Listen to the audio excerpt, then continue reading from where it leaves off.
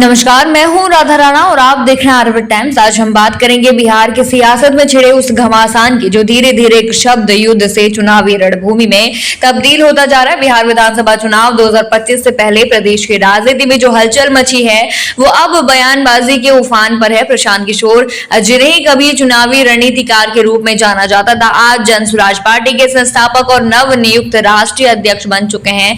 उनकी राजनीति सक्रियता से न सिर्फ बिहार की सियासत को गरमाया है बल्कि बीजेपी और अन्य दलों को सीधे तौर पर कटघरे में ला दिया है। और इसी कटघरे में अब पप्पू यादव और भाजपा के नेता विजय कुमार सिन्हा आमने सामने खड़े हो गए। उप मुख्यमंत्री विजय कुमार सिन्हा ने तो यहां तक कह डाला कि प्रशांत किशोर अरविंद केजरीवाल का दूसरा रूप है। उनका कहना है कि केजरीवाल और प्रशांत किशोर की गतिविधियों में कोई अंतर नहीं है। उन्होंने कहा कि बिहार की जनता अनुमान नहीं लगाती, अनुभव के आधार पर वोट करती है। विजय सिन्हा ने दावा किया कि बिहार में एनडीए की सरकार आगे भी बनी रहेगी और पीएम मोदी के नेतृत्व में बिहार को सुशासन की दिशा में और मजबूती मिलेगी। यही नहीं, उन्होंने नीतीश कुमार को अटल बिहारी वाजपेयी और से सौंपी गई जिम्मेदारी के प्रतीक के रूप में भी पेश किया और कहा कि नीतीश कुमार आज भी और कल भी रहेंगे।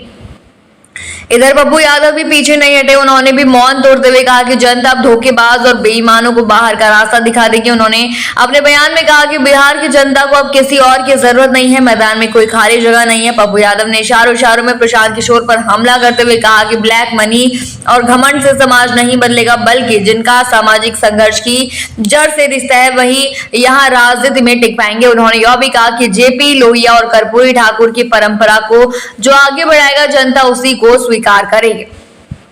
इस पूरे घटनाक्रम में नया मोड़ तब आया जब जन स्वराज पार्टी के राष्ट्रीय अध्यक्ष उदय सिंह उर्फ पप्पू सिंह ने भी मोर्चा खोल दिया। उन्होंने कहा कि पप्पू यादव ने कुछ दिन पहले उन्हें मैसेज भेजकर कहा था कि वे अब बयानबाजी से बचेंगे। जवाब में उन्होंने भी यही वादा किया था, लेकिन अब जब पप्पू यादव ने खुद सीज फायर तोड़ दिया है तो उन्हें भी उसी भाषा में जवाब मिलेगा। उन्होंने कहा कि अगर जरूरत पड़ी तो वे मैसेज में सार्वजनिक कर देंगे। जी हां, सियासी सीज फायर के टूटने का असर सिर्फ बयानों तक सीमित नहीं रहेगा, बल्कि इसके पीछे छिपे सियासी समीकरण भी अब तेजी से बदलते दिखाई दे रहे हैं। बिहार की राजनीति में जातीय संतुलन, सामाजिक न्याय की बात और अब एक नई राजनीतिक धारा को उभरता, इन सब का असर आगामी विधानसभा चुनाव में देखने को मिल सका और मिलेगा भी।